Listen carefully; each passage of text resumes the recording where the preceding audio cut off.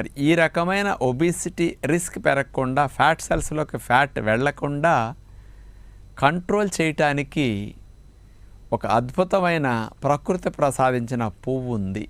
దాన్నే శంకు పువ్వు అంటారు తెలుగులో. ఇంగ్లీష్లో అయితే బటర్ఫ్లై పీ ఫ్లవర్. ఇది బ్లూ కలర్లో ఆ శంకు పువ్వులు ఉంటాయి.